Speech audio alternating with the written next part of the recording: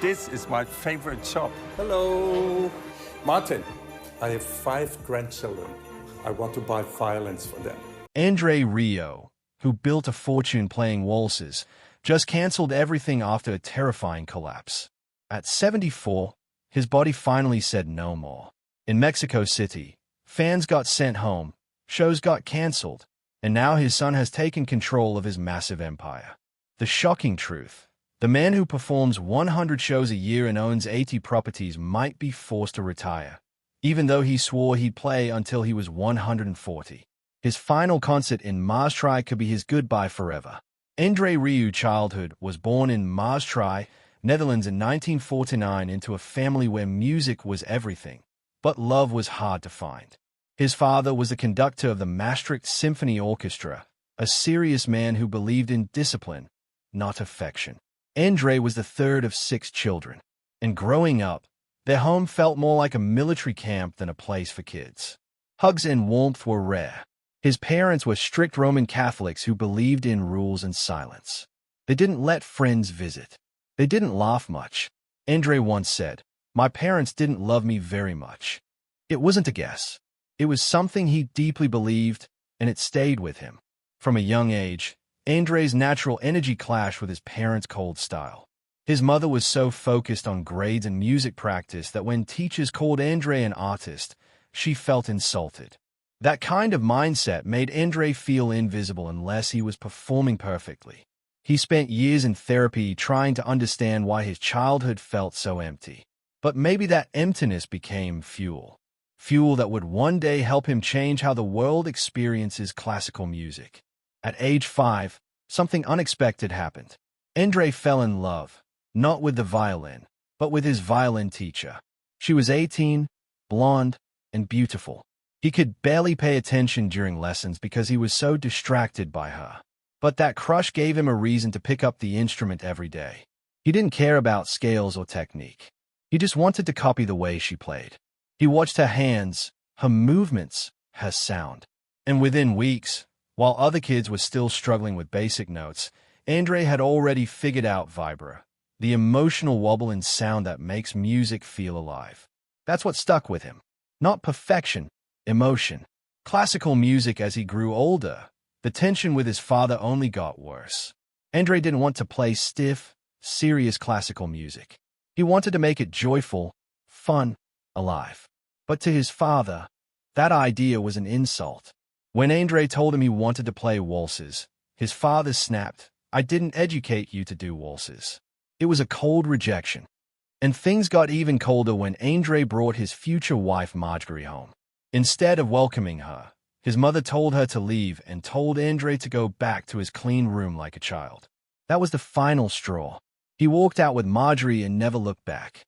From that day on, his parents never came to a single one of his concerts, not even when he was filling arenas all over the world. When his father died in 1992, he died without ever seeing what André had become. But behind all this rejection, André was forming a plan. While working in his father's orchestra, he started to notice something strange. Most of the musicians didn't seem to care about the music. They talked about the weather. They complained about pay. It was lifeless. But then during the encores, something magical happened. The orchestra would play a Strauss waltz. And suddenly, the audience came alive. People smiled. They hummed. The energy changed. That's when André knew this was the kind of music he wanted to play. Not to impress critics, but to move people. One day, he played a soft serenade for a dying woman who hadn't opened her eyes in days. But as the music filled the room, she opened them. In that moment, André understood the true power of music. It wasn't about starting his own orchestra being perfect. It was about feeling. That's when the idea of starting his own orchestra started to grow. In 1978, at age 29, with his newborn son at home and little money to spare, André started small. He formed the Maastricht Salon Orchestra with just a handful of musicians. They played wherever they could: weddings, town halls, border towns near Germany and Belgium. They played old-fashioned waltzes and salon music that most people have forgotten. It wasn't glamorous. They weren't making much money. But André didn't care. He was doing what he loved. There was one night during a small performance where he played Franz Liszt's Gold and Silver Waltz. He poured his heart into it and felt something shift. It was like the music spoke back to him. That night he decided this was his future. He didn't care if critics said it was cheesy. He didn't care if the elite laughed. He believed classical music could be joyful, and he wasn't going to stop until everyone else saw it, too. In 1987, André Rieu found himself at a turning point. He was nearly 40 and had been leading the Maastricht Salon Orchestra for almost 10 years. But something felt off. The excitement was gone. The limits were clay, and the old format just wasn't enough anymore. He wanted something bigger. He didn't just want to play music. He wanted to create magic. The kind of joy and spectacle people once felt when Johann Strauss himself would play the violin while conducting, moving his whole body with the rhythm. That energy, that fun, that sense of being alive. Rieu wanted to bring it back. But it wasn't an easy decision. Starting something new meant taking a massive risk. Hiring professional musicians meant real money, and he wasn't rich. Every musician he brought in meant more financial pressure on his own shoulders. Bookings were uncertain, and classical music wasn't exactly known for taking risks. Yet in his heart, he knew he had to try.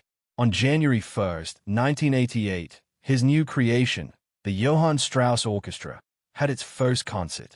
It was small, just 12 musicians and a modest crowd. But something about it felt different. Rieu didn't follow the rules. He didn't dress the orchestra in the usual black. He didn't keep the stage quiet and formal. He brought in laughter, folk tunes, dramatic lighting, and theatrical flair. Critics didn't like it. They called it cheap and gimmicky. But the audience, they clapped, they smiled, they got involved. The moment that changed everything. Rieu had found a spark, and he wasn't going to let it go. Then came the moment that changed everything. It was May 1995 during the Champions League final in Vienna. Ajax and Bayern Munich were battling it out. And at halftime, something unusual happened. Rieu and his orchestra stepped onto the pitch and performed Shostakovich's Waltz No. 2. The tune had become familiar to Dutch audiences because of a TV commercial, but no one expected what came next. The entire stadium, 50,000 football fans, started swaying, humming, and losing themselves in the music. It was unlike anything anyone had seen. Cameras broadcast the moment live to 300 million people across Europe. It wasn't just a halftime show. It was a cultural shockwave. In the weeks that followed, Rieu sold 200,000 CDs. The album Strauss & Company, which had been released the year before, suddenly exploded. It stayed at the top of the Dutch charts for 19 weeks straight, becoming the country's best-selling album of the entire decade.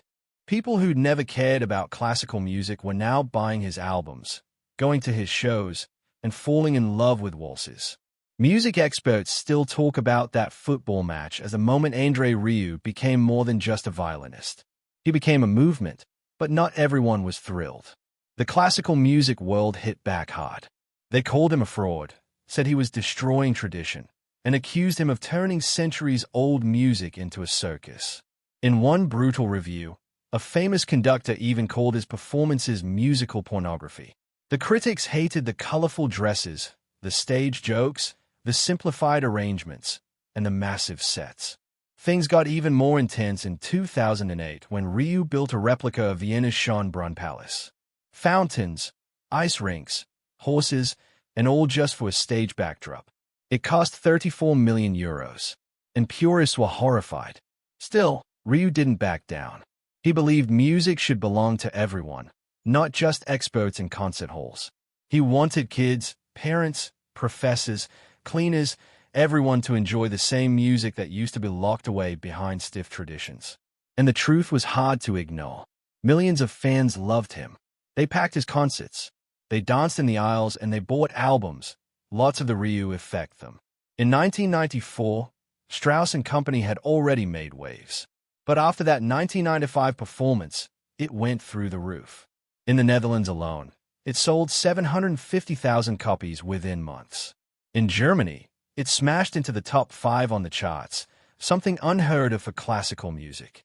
By the time it peaked, it had sold over 3 million copies worldwide. It outsold some of the biggest names in pop, including Celine Dion and Bon Jovi, in major European markets. Even big record stores started giving more shelf space to classical music because of him. Industry insiders called it the Rieu effect. Universal Music reported that his albums made more profit than any other classical artist. He wasn't just making music, he was rewriting the business.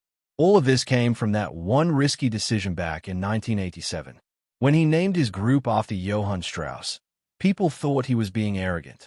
But over time, he proved them wrong. He didn't replace Strauss. He revived him. In the 1980s, Strauss's waltzes were fading. Hardly anyone was playing them. But by 2010, performances of Strauss's music had increased 16 times over, mostly thanks to Rieu. His orchestra, which started with just 12 musicians, had grown to more than 60, even larger than Strauss's own ensemble. In 1999, to mark the 100th anniversary of Strauss's death, Rieu released a tribute album and spoke of his deep admiration. Even the Austrian government honored him with one of their highest national awards for keeping the country's musical heritage alive. André Rieu didn't just play classical music. He turned it into a global event. In 2008, he did something no one expected from a violinist. He built a giant replica of Vienna's Schönbrunn Palace and took it on tour. We're talking about a full-scale castle that traveled the world with him. It wasn't just a backdrop. It had real fountains, ice rinks, chandeliers, and even horse-drawn carriages from Vienna. It was bigger than anything the Rolling Stones had ever built. And it wasn't just for show. Rieu wanted to bring Vienna's magic to people who could never afford to go there. The logistics were insane. Each time he set up, it took 100 workers 6 days to build the stage. But it paid off. Audiences packed stadiums, tragedy strikes across Europe and Australia. In Melbourne alone, 3,865 people filled the Telstra Dome to watch him perform, breaking the record for the biggest classical concert ever held in Australia. Over 3 shows in that city, nearly 90,000 people showed up. And back home in Europe, he was selling out arenas just as fast. At one point in Australia, his DVDs were dominating the charts, holding 8 out of the top 10 spots. Only Pink and AC/DC managed to sneak in. This wasn't just a lucky streak. Rieu's concerts became so popular that he cracked the top 10 list of highest-grossing tours globally, rubbing shoulders with the likes of Madonna and the Police. Not bad for a guy known as the King of the Waltz. And if that wasn't enough, his album and DVD sales earned him more than 500 Platinum Awards. That's a number no other classical musician has ever touched. To mark the moment, Universal Music handed him a custom chrome violin trophy. They said his success was something they'd never seen in the world of music. But not everything was glitter and gold. In 2016, tragedy struck during what was supposed to be a joyful Christmas tour in the UK. Rieu's longtime trombonist, Ruud Mix, suffered a sudden cardiac arrest in his sleep while the orchestra was staying in Leeds. He had been with Rieu for over 2 decades. His wife, also a violinist in the orchestra, was by his side. They had 2 children back home. The moment hit the group like a punch to the chest. Rieu didn't hesitate. He can-led the Nottingham show that night, and soon after he postponed the rest of the UK tour. London, Birmingham, almost broke Manchester, Glasgow, all gone from the calendar. Rieu called his orchestra a family, and he meant it. Many of them had been with him for more than 25 years. Losing one of their own right before Christmas was devastating. Mix was flown back to the Netherlands, where he passed away 5 days later. When Rieu finally returned to the UK in March, something had changed. The magic was still there, but the crowds were smaller. People remembered what happened in December, and so did he. André Rieu had spent decades enchanting the world with his music. But in March 2024, his return to Mexico City nearly broke him. At 74, he was still traveling the globe with the energy of a man half his age until his body suddenly gave out. After just 2 performances, André collapsed from a brutal mix of jet lag, high altitude, and a nasty flu. Mexico City, sitting over 2,000 m above sea level, pushed him past the edge. Even his orchestra members were affected, dealing with nosebleeds and exhaustion. But for André, it was worse. He was feverish, dizzy, and felt like, in his own words, a 100 red years old. That night his body suddenly gave out backstage, he called his wife and said something he'd never said before. "I don't want a first concert day like this anymore." It was the first time the unstoppable showman admitted he might need to slow down. The concerts were cancelled. 40,000 fans missed out. And the man who prided himself on never missing a performance had to go home. This wasn't just a one-time scare. André had been pushing through sickness for years. In 2010, he lost his balance due to a viral infection in his inner ear, which derailed his tour and took months to recover from. He even performed with a high fever in 2019. He never let anyone see the pain. But Mexico was different. His legs shook. He thought he couldn't hold on. And this time, he said it out loud. Once back home in MRI, he made it clear he wasn't going to torture himself anymore. His son Pierre, who had already taken over most of the business responsibilities, now took a step further. He started changing the way tours were planned. No more exhausting international trips. No more pushing to the brink. They started planning smaller, closer shows. Europe only, maybe, probably never again. Pierre had become more than a business manager. He was now the one keeping his father safe.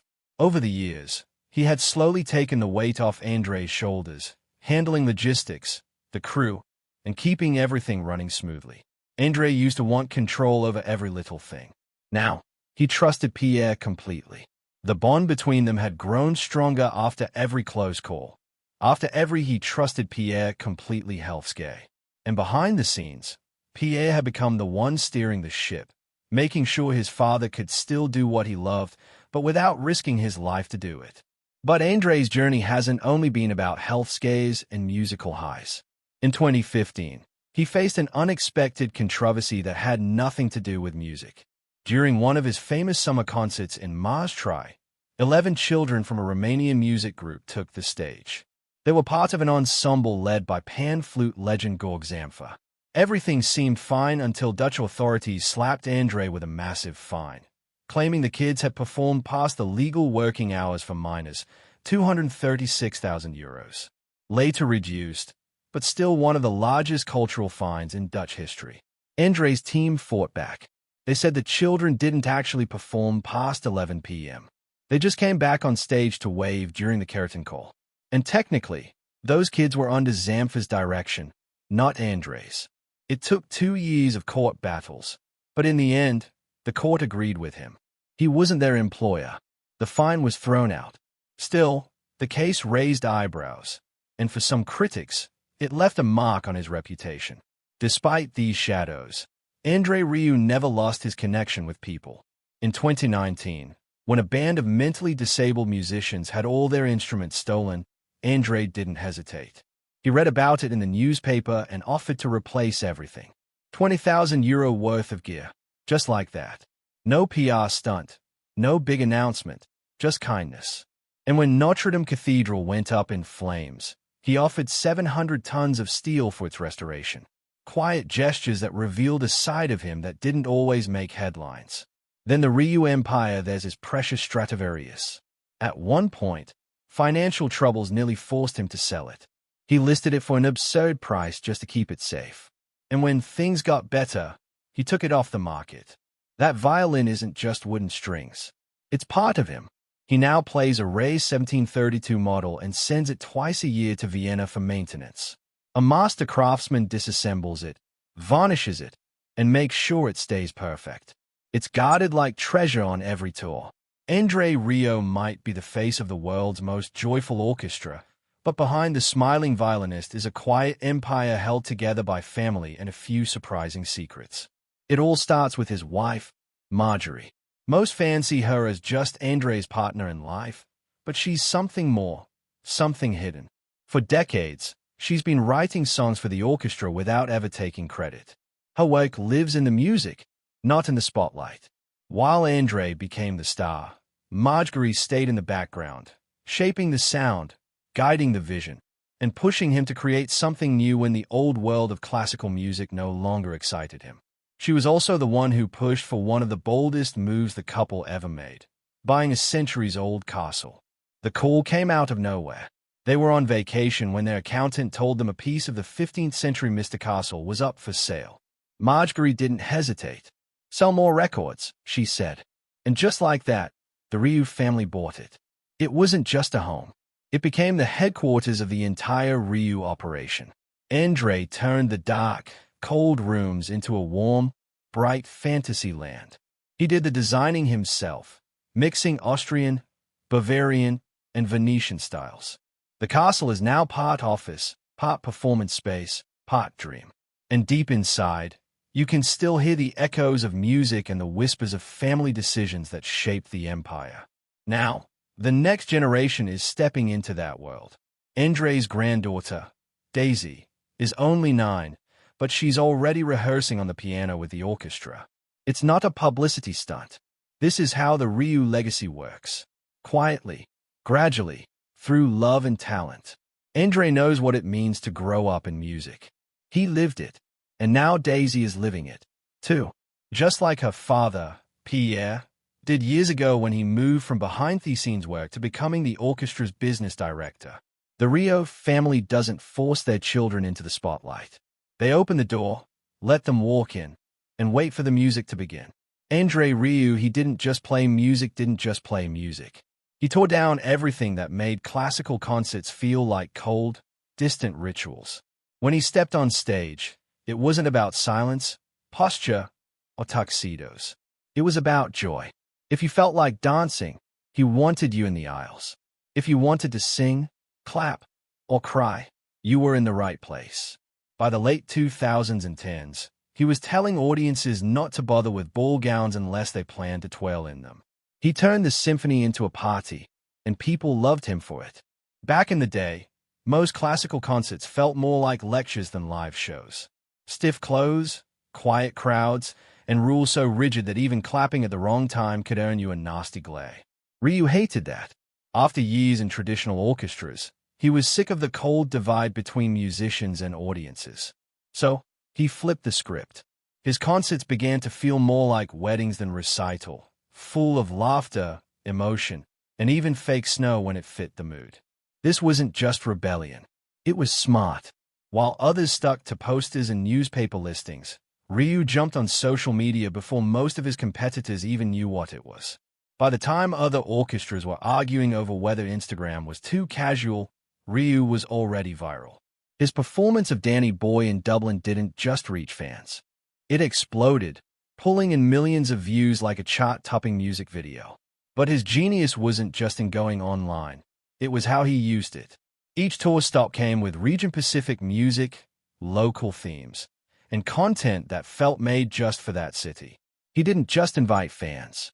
He pulled them into the show. From polls to sneak peeks, parties to giveaways. Every detail was planned to build community. He made classical music feel like it belonged to everyone, not just people who understood Beethoven's symphonies inside out. Then came the cinema era. Not content with selling out stadiums, Rieu brought his concerts to the big screen. But instead of filming a stage and calling it a day, he told a story. In his 2025 film, The Dream Continues, he takes fans on a river journey through his hometown, blending home videos, behind-the-scenes footage, and live performances from all over the world. It wasn't just about music anymore. It was about memory, emotion, and letting the audience step inside his dream. Even the movie theaters had to adjust. Gone were the rules of silence and straight backs. Now people could bring snacks, sip drinks, and settle in for a night that felt more like a celebration than a screening. Rieu, he understood something simple but powerful. People want to feel something real, and he gave them that. At first, critics were brutal. They mocked his hair, his showmanship, and his massive fan base. Some called him the worst thing to happen to classical music. But the tide turned when business schools and economists started paying attention. While other orchestras begged for funding and played to half-empty halls, Rieu was selling out arenas and topping charts. Suddenly, what once looked like gimmicks started to look like survival strategies. André Rieu, the man millions know for his dazzling waltzes and warm smile, carries a past far darker than the spotlight suggests. Behind the grand concerts and sold-out tours is a man who spent years in therapy just trying to undo the damage left by a cold and distant father. His own dad never once told him he was proud, never praised his violin playing, and never really saw him. The pain ran so deep André even skipped his father's funeral. As a young man, he watched his brother flee to another country just to escape the same emotional storm. But therapy gave André a way forward, even if the scars still linger. Offstage, André's world is surprisingly quiet and practical. While fans imagine him living a life of luxury and glamour, he's been quietly buying up real estate. Nearly 80 properties spread across the Netherlands. It started after a major financial crisis that almost wiped him out. At one point, everything he owned, including his Stradivarius violin, was on the line. He learned the hard way that dreams can be expensive. So now he invests in bricks and mortar instead of castles and fountains. That experience changed him. It made him cautious even when his stage persona still sparkled. Now, as he approaches his 75th birthday, André is planning something massive, maybe even one last big hera. He'll return to Maastricht, his hometown, for a concert series that feels more like a farewell than a celebration. His health has already thrown warning signs with cancelled shows and concerns about how much longer he can keep going, but is not ready to say goodbye. His son, Pierre, runs the production company and says André would rather give up his precious violin than lay off a single orchestra member. That's how deeply he cares about the people who've been with him for decades. And yet, when anyone brings up retirement, André just laughs it off. He jokes about performing until his 140 and is half serious. That stubborn spirit keeps him going. Even at 75, he's still doing up to 100 concerts a year, all while traveling with a personal trainer and obsessing over his sleep to stay sharp. He truly believes music has healing powers. He's heard it from fans, even from doctors who say his concerts are like medicine. And maybe that's why he won't stop. Because for André Rieu, every note he plays is a way of giving something back, a way of staying young, and a way of rewriting the pain he grew up with.